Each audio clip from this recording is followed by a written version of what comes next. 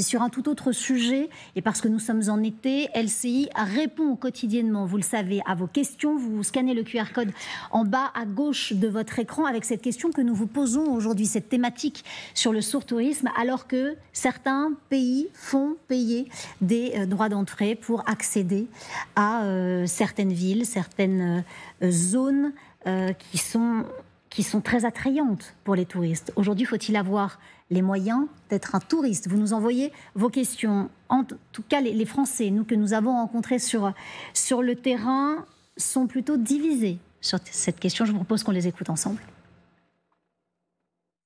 Si la réservation permet d'instaurer un quota de visite, il existe d'autres techniques. L'augmentation des prix en est une. C'est le cas cet été pour 8 monuments nationaux les plus fréquentés. Chaque entrée y grimpe de quelques euros. Sur les remparts d'Aigues-Mortes, par exemple, les tarifs ne redescendront qu'en octobre.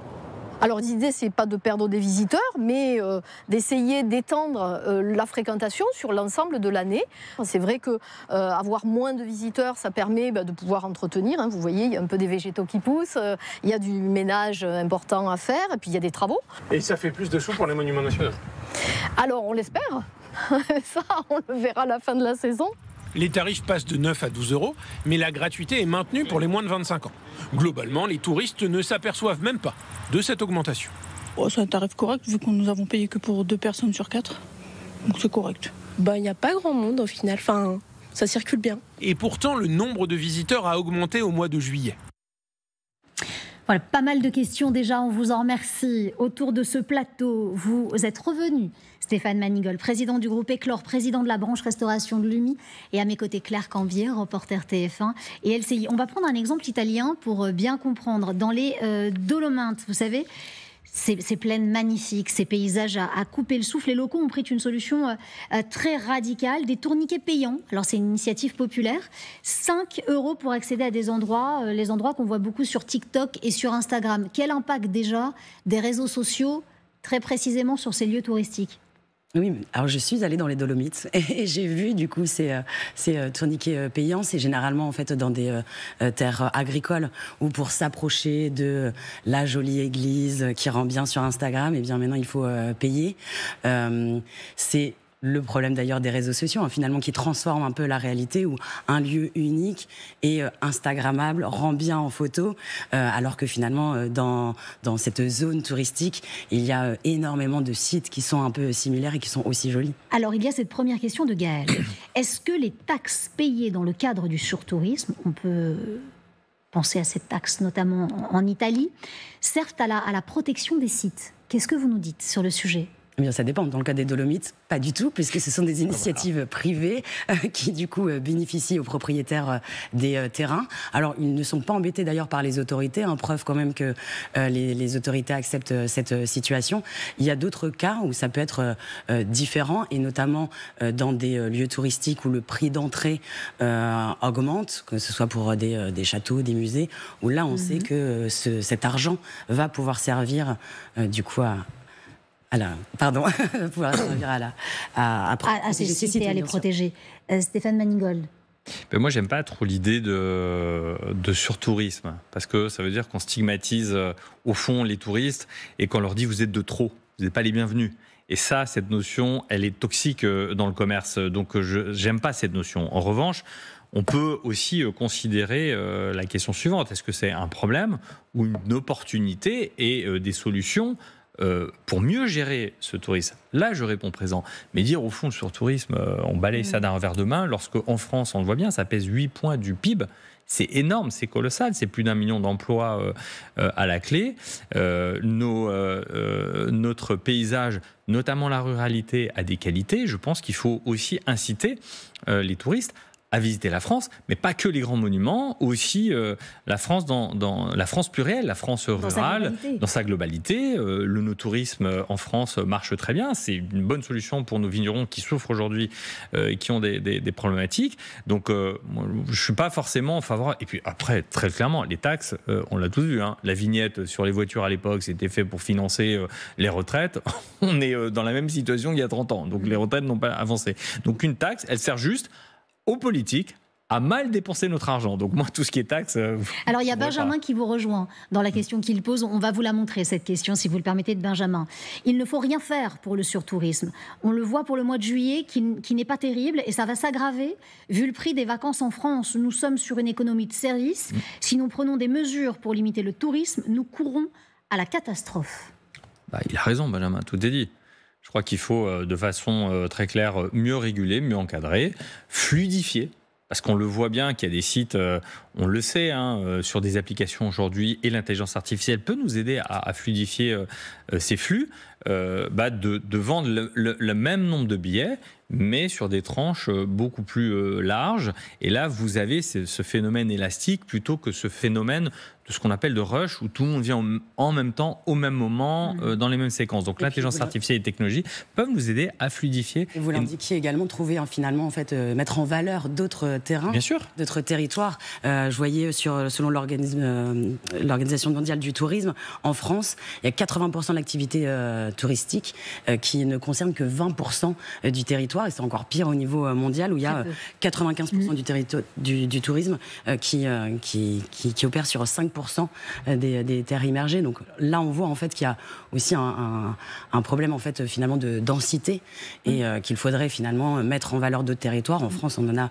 beaucoup, ce qui permettrait de ne pas avoir tout le monde au même moment. Au même endroit. Et justement, sur le tourisme international, et parce que vous évoquiez, Claire Cambier, ces chiffres de l'Organisation mondiale du tourisme, d'autres chiffres qui nous sont parvenus, la France est en première place pour les destinations touristiques. Première place devant l'Espagne, les États-Unis, le Mexique, la Grèce, la Thaïlande. Première place. 102 millions de touristes qui sont venus dans le pays. Néanmoins, ça c'est dans la place, d'accord ? Maintenant, il y a la place qu'on occupe, mais la place en termes de recettes. Combien ça rapporte ? Et là, la France est seulement en 4e place. Les États-Unis en premier, suivi de l'Espagne, du Royaume-Uni et de la France. Les chiffres ne sont pas les mêmes par rapport à ce que ça rapporte. Comment est-ce que ça, vous l'expliquez ? Là, il faut qu'on prenne notre part de responsabilité, nous les acteurs du tourisme. On a un vrai sujet entre l'authenticité, le respect et la diversité. L'authenticité, vous imaginez bien, un touriste américain, chinois ou vietnamien, il vient pas en France pour manger du burger qu'il a facilement chez lui ou du riz qu'il a facilement chez lui. Donc il vient aussi parce qu'il veut goûter la France. Or, les touristes, contrairement à l'Espagne ou l'Italie et même les États-Unis, vous avez de moins en moins cette authenticité. Vous avez une cuisine qui s'est internationalisée. Donc les touristes, au fond, si c'est pour manger quelque chose d'industriel ou international, ils voient pas l'utilité de venir. Si c'est pour boire un mauvais café le matin qui va vous tordre les boyaux, il n'y a pas grand intérêt à aller prendre un café. Donc c'est à nous aussi de revenir vers plus de transparence. Et je le disais, il faut regagner le cœur petit 1 des Français et petit 2 des touristes. Parce que considérer que le tourisme est une rente, c'est une erreur. Et enfin, je rappelle que mes amis hôteliers, de plus en plus, voient, lorsqu'ils nettoient les chambres ou lorsqu'ils refont les chambres chaque matin, ils voient de plus en plus de déchets, d'Uber Eats, Deliveroo ou d'autres livreurs, parce que les gens ne sortent moins et se disent c'est pour manger quelque chose d'aseptisé et autant pas le faire, autant pas bouger. On est loin de exactement. On est loin du béret, de la baguette et du saucisson. Donc moi j'aime bien cette notion, mais l'Italie sait le faire. L'Italie respecte par exemple une directive européenne que la France ne respecte pas, qui est l'affichage réglementaire obligatoire des produits surgelés. Vous avez en Italie ce flocon, et tous ceux qui nous regardent, qui sont à un moment partis en Italie, vous diront mais c'est étonnant, en Italie on mange bien partout. Alors il y a Dylan qui vous donne raison, lui il va aller encore plus loin, Dylan. Très intéressant ce qu'il propose. Il dit « Pourquoi ne pas avoir des lignes de transport en commun gratuites dédiées aux touristes pour leur permettre de se loger en dehors du centre-ville d'une part, mais aussi en pouvant se rendre dans le centre ultra facilement et laisser en paix les habitants à l'année. » Là, il y a deux pans. Pouvoir leur permettre de bouger plus à ces touristes sans rester, vous savez, dans toutes les cartes postales, la Tour Eiffel, Montmartre. On a vu à quel point, pour le Tour de France, ça a été compliqué pour les gens qui habitent à Montmartre, d'avoir tous ces gens dans ce petit endroit qui est un endroit confiné avec des petites ruelles. Alors vous, peut-être que vous ne le voyez pas comme ça, néanmoins les habitants de Montmartre, c'était difficile pour certains d'entre eux. C'est une réalité. Et tous les gens qui habitent à Montmartre ne sont pas des gens aisés. Ça, c'est un autre problème aussi. Mais qu'est-ce que vous lui répondez ? Cette idée de pouvoir mettre des lignes de transport en commun gratuites pour les touristes? Bon, déjà, on peut considérer, alors l'Île-de-France, c'est pas la France, mais on peut considérer que, ne serait-ce que puisque vous parlez de Montmartre, que l'Île-de-France est quand même plutôt très bien desservie. Donc, concernant l'Île-de-France, c'est un mauvais sujet. Et je rappelle aussi aux habitants, avec tout le respect que l'on doit aux habitants de Montmartre, c'est peut-être aussi des personnes qui sont venues là parce qu'ils trouvaient ça très sympathique d'avoir une belle vie à Montmartre, et puis les années passant, on trouve ça un peu moins sympathique. Donc, c'est aussi pour ça que la loi en 2019 a évolué, puisque vous pouvez plus... C'est un peu comme les Parisiens qui vont à la campagne, non, c'est génial, et au fond, ils se plaignent de l'agriculteur qui va dans son champ le dimanche, ou du coq qui chante à 6h du matin. Claire Cambier. Oui, je vous rejoins en tout cas sur le fait que le problème n'est pas forcément le coût du transport ou son existence. Il y a aussi finalement une évolution sociétale à avoir sur est-ce qu'on est prêt à se loger plus loin. Je pense qu'il y a beaucoup de touristes. Le premier objectif, c'est d'être au plus près du site. Au plus près de la carte postale et du film qui fait rêver. Autre question d'André qui nous écrit cette fois de Périgueux. Pour lui, voilà ce que dit André. C'est une bonne idée de faire payer les touristes. Cela permettrait de donner de nouveaux revenus pour les communes qui auraient alors les moyens d'augmenter le confort des habitants à l'année. Une taxe des touristes pour que les habitants vivent mieux. Qu'en pensez-vous ?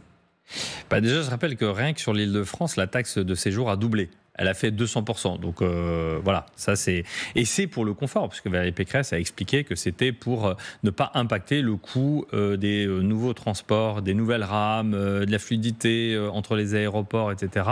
Donc ça, c'est déjà fait. Donc ce que souligne André, c'est du bon sens, mais c'est déjà fait. Mais je dis attention, parce que c'est à nouveau très bourgeois de considérer que le tourisme, c'est une rente. C'est un problème de riches. Et je vois que dans le monde entier, on essaye d'attirer. Et il n'y a que chez nous où on dit « Ah bah venez pas, écoutez, vous nous embêtez, on y est avec les passes à l'âge, on veut bien votre argent. » En Italie aussi, on a montré l'exemple où on fait payer effectivement le tourniquet. Il n'y a pas que la France qui essaie de réguler aujourd'hui le... Non mais nous on va toujours trop loin en fait, si vous voulez. Il y a aussi le Japon, on l'a vu. Et on va trop loin, c'est-à-dire qu'on pense d'abord à taxer le touriste avant de penser à son confort. Et moi je dis, le client il a toujours raison. Et je le dis à nouveau, nous devons balayer devant notre porte. Quand on sert, de la merde dans nos assiettes, le touriste, il a plus envie de venir. Donc il faut déjà réguler, être transparent. Le monde entier est transparent. Il n'y a qu'en France, pays de la gastronomie, où vous ne savez pas qui a cuisiné. C'est un vrai problème. Claire Cambier. Oui, il y a certainement. Alors, je ne suis pas assez experte dans le domaine pour savoir les différences entre les pays européens sur cette qualité qui est offerte. Et je pense que... On recule chaque année dans les classements internationaux en termes de gastronomie. On est aujourd'hui à la 9e place derrière le Mexique, l'Allemagne, et c'est pas péjoratif devant ma bouche de considérer que le Mexique...